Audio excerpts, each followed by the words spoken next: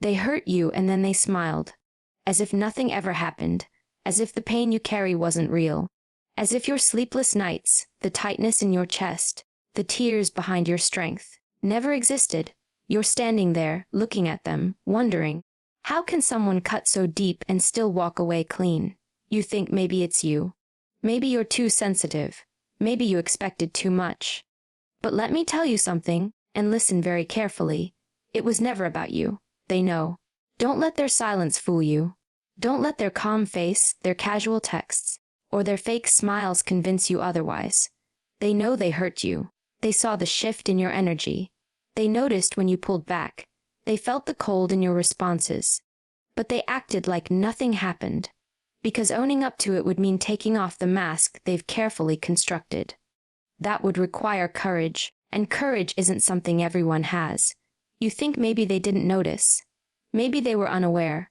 No, people who are truly unaware will pause, they'll ask. They'll sense something is off and care enough to fix it. But when someone hurts you and just keeps moving forward like you're the one who's overreacting, that's not ignorance, that's avoidance. That's a tactic, because if they admit they caused you pain, they'd have to admit they weren't. Good person. They've been pretending to be. And that's a truth they're not strong enough to carry. They don't want to face what they did, because it would shake the very story they tell themselves about who they are. It would mean admitting they aren't as kind, as noble, as thoughtful as they want others to believe. So instead, they act like nothing happened. Because if they keep the surface calm, maybe you'll doubt the storm they caused inside you. Maybe you'll stay quiet. Maybe you'll keep the peace while they keep their pride. But you know better now. You've seen the pattern. The way they twist situations. The way they pretend, deflect, or disappear. And that quiet after the hurt. That's not peace. That's their escape route. Accountability is a mirror, and they're too afraid to look into it. Because the moment they do, they'd have to admit the truth you already carry inside you. They knew exactly what they were doing. Their silence. That wasn't a mistake. That wasn't forgetfulness or being too busy. That silence was loud and intentional. When someone hurts you and then goes quiet, disappears, or pretends like nothing ever happened, that silence becomes a weapon. It's not about peace. It's about power. Because silence makes you question yourself. It makes you wonder if you imagine the disrespect. If maybe it wasn't that bad. If maybe you're the problem. This is how they win. They create damage, then disappear. They watch you try to make sense of it alone. And the more you try to make meaning from their absence, the more you shrink. You start tiptoeing around your own feelings. You start justifying their behavior. That's not by accident. It's by design. Because silence keeps them looking calm and innocent while you're stuck cleaning up the emotional wreckage they left behind.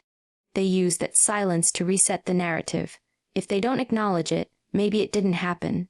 If they don't speak on it, maybe you won't either. But that silence, that's control. That's their way of keeping the spotlight off their actions and back on your reaction. It makes you look emotional while they play composed. It's a performance. And it's one they've rehearsed. You want to know how you know the silence is strategic. Because they only go quiet when it benefits them. They're loud when they need something. They're quick to respond when it serves their image. But the moment you need honesty, clarity, or accountability, they vanish. That is not emotional immaturity. That's calculated detachment. It's how they protect their ego without ever taking responsibility for what they did to you. Remorse isn't easy. It's not just saying, "I'm sorry." It's sitting with the discomfort of knowing you've caused someone else pain. And that kind of emotional weight, not everyone can carry it, because remorse requires something most people avoid at all costs: self-awareness. It takes strength to look in the mirror and say, "I was wrong." It takes humility to admit, "I hurt you, and I take full responsibility." But people who hurt you and then act like nothing happened, they don't want that kind of truth, because that truth would force them to confront parts of themselves they've spent their whole lives running from. They'll tell you they didn't mean to. They'll say you're taking it the wrong way. They'll downplay your pain because accepting the full impact of their actions would shatter the illusion they've built about themselves. And for some, that illusion is everything. They've built their identity on being good, on being the victim, on being misunderstood. But remorse doesn't live in ego. Remorse lives in vulnerability, and people who can't access that space will always choose pride over healing, so they twist it, they blame shift, they minimize, because to truly feel sorry would mean letting go of control. And when someone's survival depends on always looking right, they can't afford to feel guilty. They will protect their image before they protect your heart. They will silence the truth to avoid facing the part of themselves they're most afraid of. The part that doesn't match the story they want the world to believe. Real remorse means growth. It means change. It means being deeply uncomfortable with what if someone truly values you. They feel it when they've hurt you. They notice the shift, and they don't just ignore it. They respond. Because when you care about someone, you don't stay comfortable knowing they're in pain because of you. You don't pretend everything's normal when you've caused the fracture. You face it. You fix it. You show up, even when it's uncomfortable. But people who hurt you and act like nothing happened, they're revealing something loud without saying a word. They're showing you where you stand. Because respect isn't just in how someone treats you when things are good. It's in how they handle it when they mess up. Anyone can be sweet when the skies are clear, but when the damage is done, when there's tension, silence, distance, that's when the truth walks in. If they valued you, they'd come to you. Not with excuses, not with manipulation, with effort, with presence, with honesty. They'd say, I know something shifted. I felt it. Let's talk. But if they disappear, if they brush it off, if they laugh like nothing ever changed, that's not love. That's not care. That's convenience. That's someone more committed to keeping their hands clean than making things right. We all make mistakes, every one of us.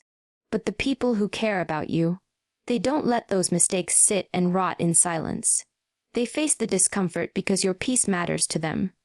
And when it doesn't, when they can go days, weeks, months pretending your pain didn't happen, that's your answer. They didn't lose you by accident.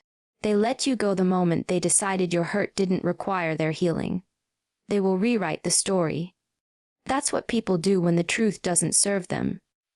They bend it, twist it, edit out their guilt, insert your overreaction, replace their betrayal with your sensitivity. Because if they can't be the hero, they'll settle for being the victim, and they'll make you the villain. That's how they hold on to control, not by telling the truth, but by reshaping it until it fits their comfort zone. You know what's terrifying to them? The facts, the reality of what they did, the choices they made, the words they said, because those things don't lie. So instead, they reconstruct.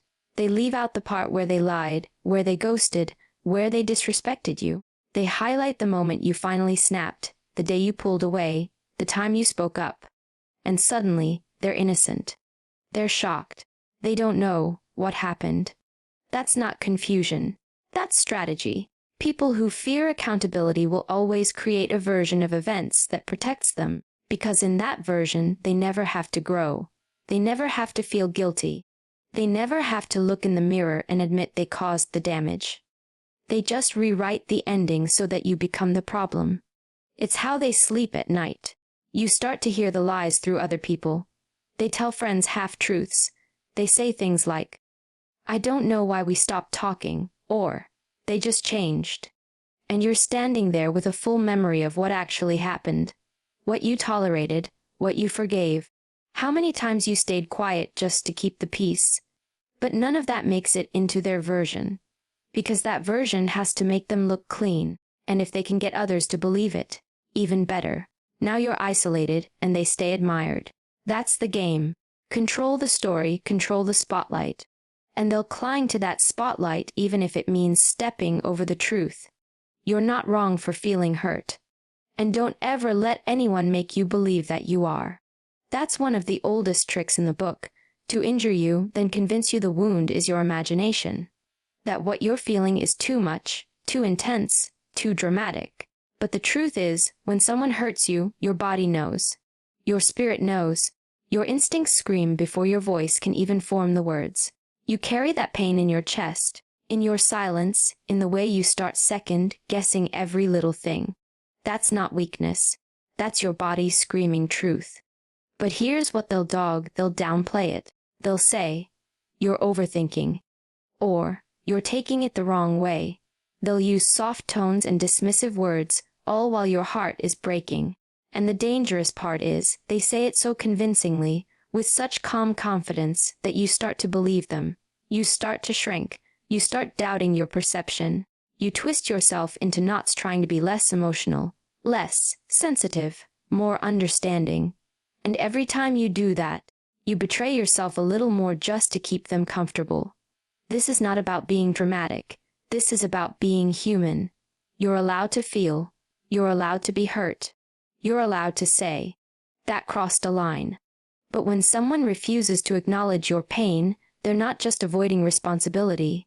They're trying to redefine reality. They want to erase the evidence and rewrite the rules. They want to be able to hurt you and hold onto the narrative that they did nothing wrong. And let me tell you something, that's abuse in disguise. Because when someone consistently invalidates your emotional response, they're not being chill or easygoing. They're being manipulative. They're telling you, "My comfort matters more than your truth."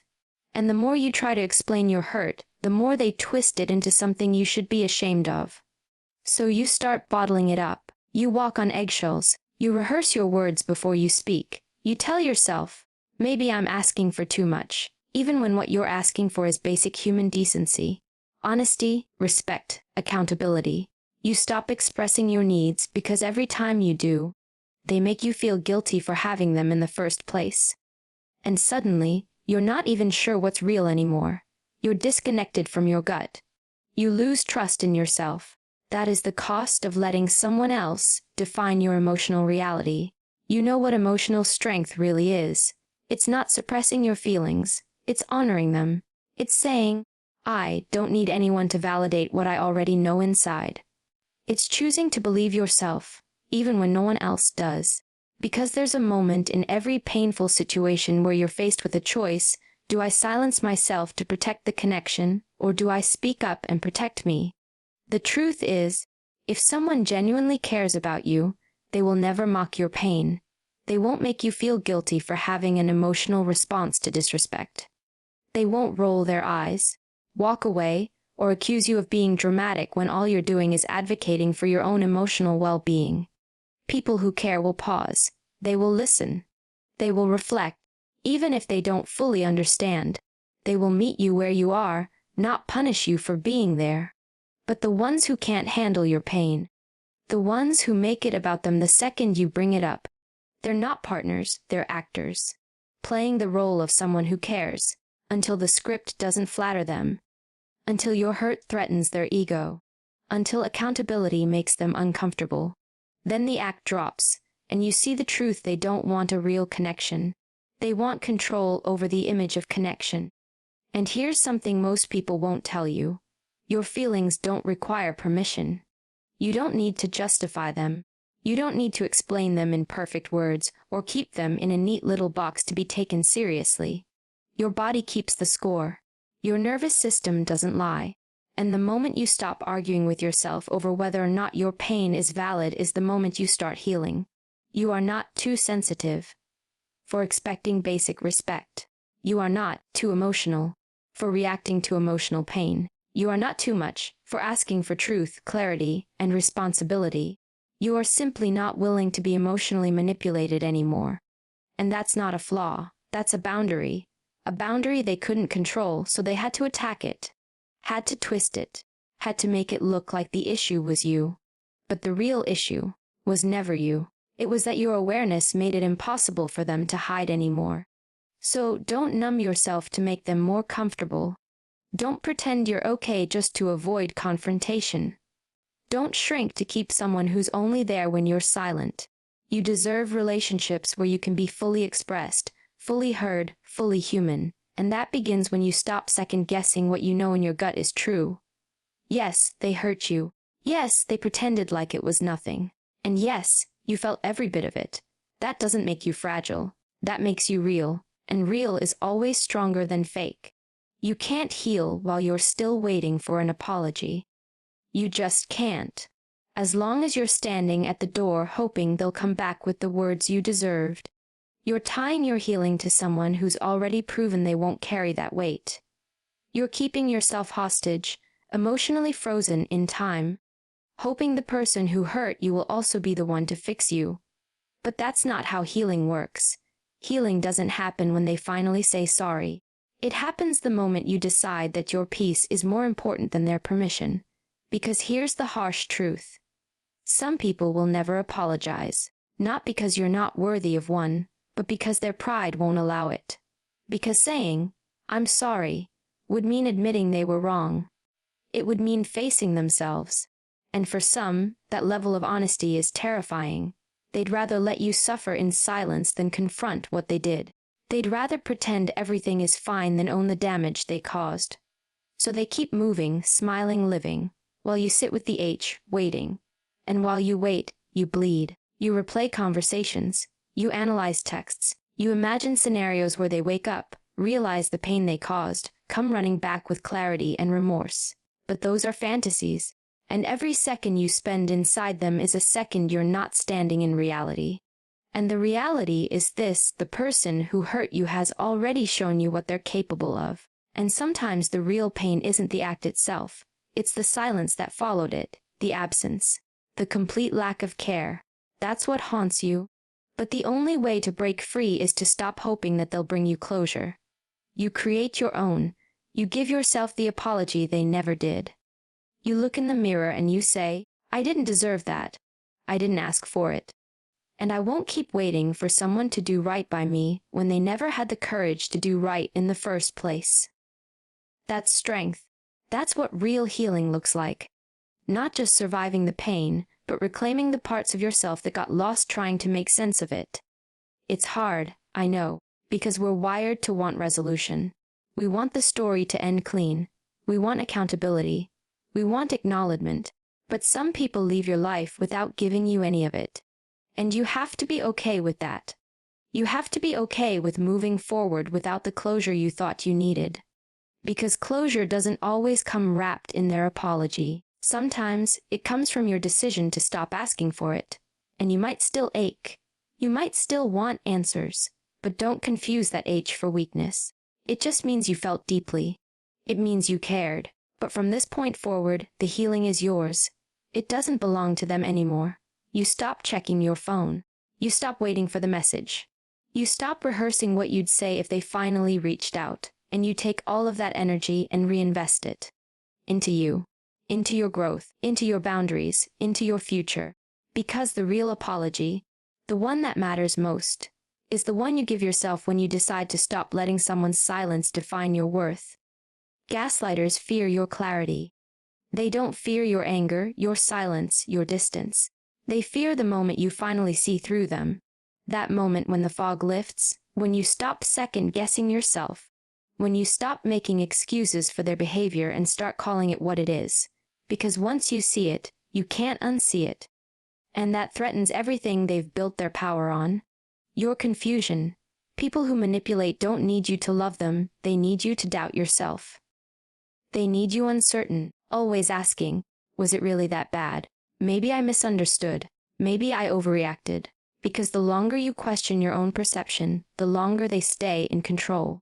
That's the game. They don't need facts on their side. They just need your self-trust to be weak. If they can keep you in that space of guilt, of shame, of self-blame, they win. But clarity, that's their nightmare.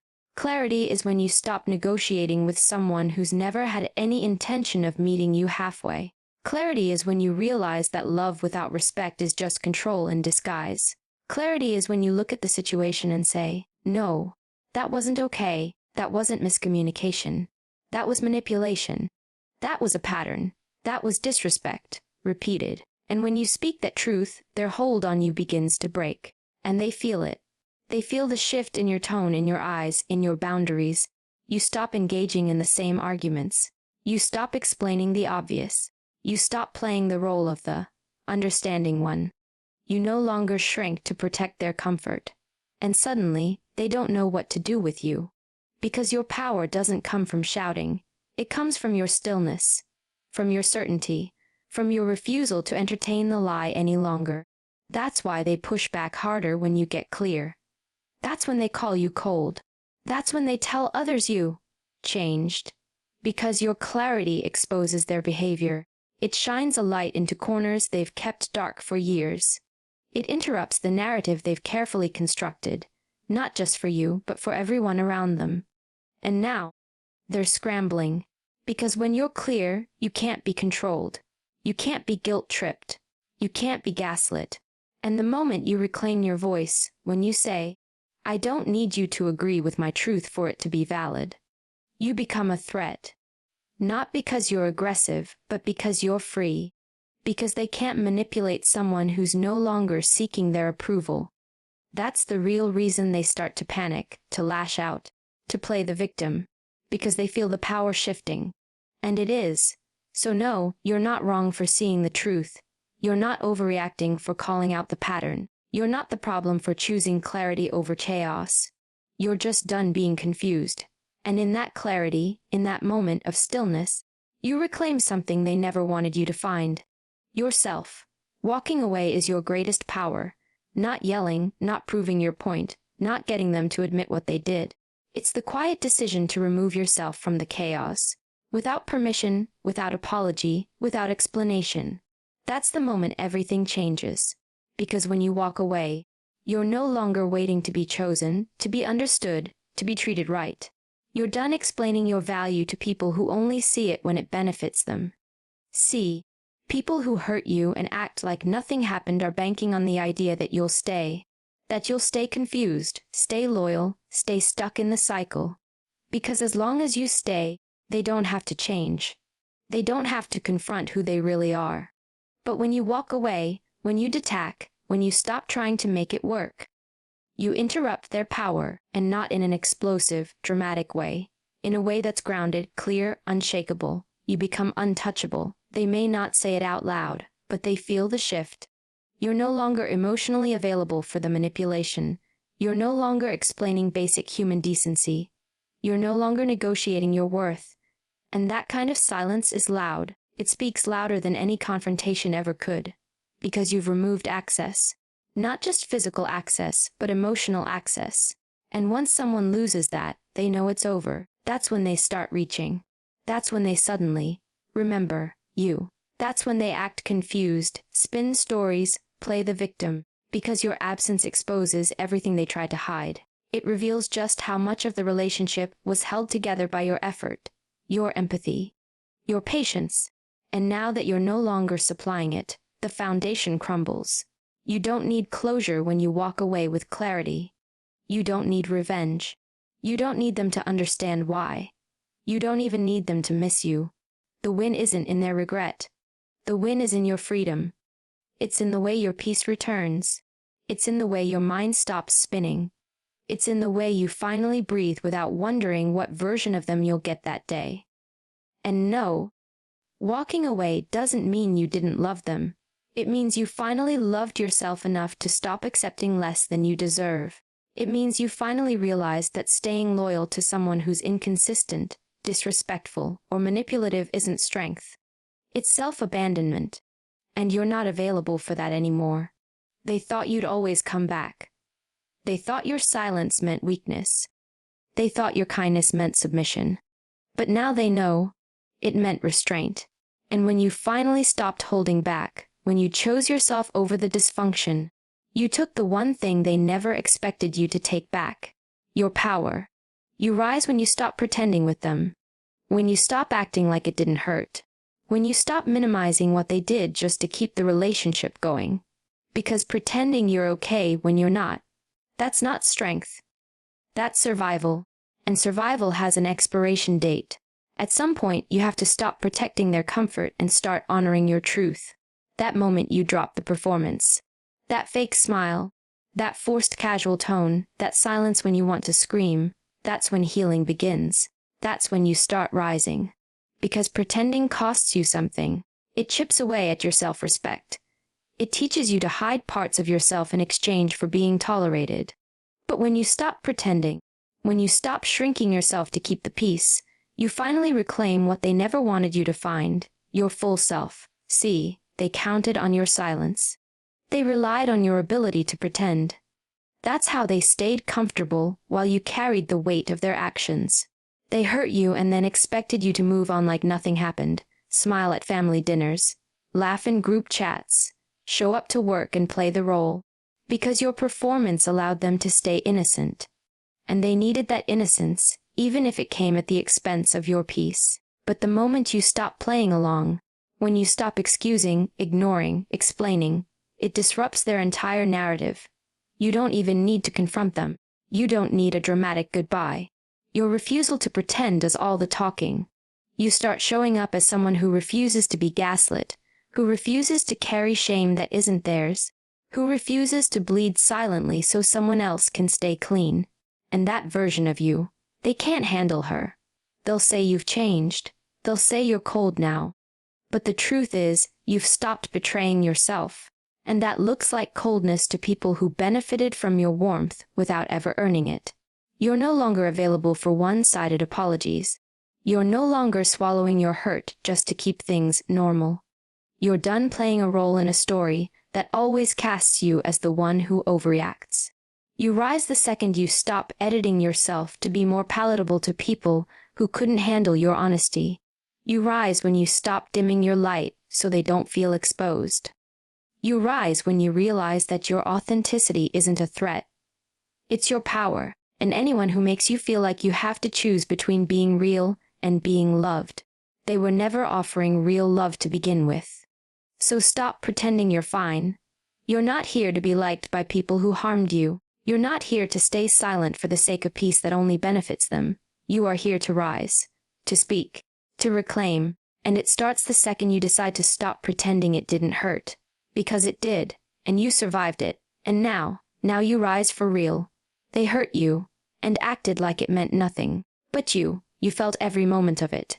And you carried that weight alone, hoping they'd wake up, take ownership, speak truth. But they didn't. And now you know why. It was never about not seeing the damage. It was about never wanting to admit they caused it. But you're not stuck there anymore. You're not waiting for an apology.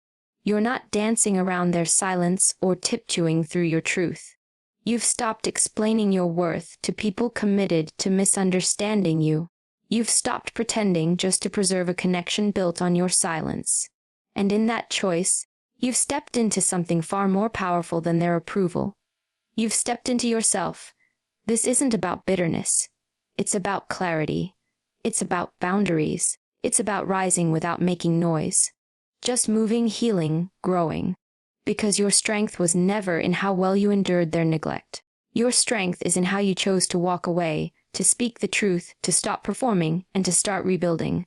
So no more waiting, no more shrinking, no more pretending. You've seen what they tried to hide. And now you own every part of your story, not to make them see it, but to finally see yourself clearly. And that is where your power begins.